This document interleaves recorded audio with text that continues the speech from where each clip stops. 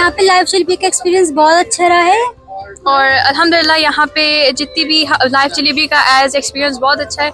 ये नोटिस करना है कि जो आउटसाइड कम्युनिटी है वो हमारे पाकिस्तानी कुजीन को एंजॉय कर रही हैं। सऊदीज़ हैं, बाकी मोर नेशनलिटीज़ हैं जो गैर मुल्की यहाँ पे आते हैं। इट्स माशाल्लाह बहुत अमेजिंग एक्सपीरियंस है उनको हमारी कुजीन में।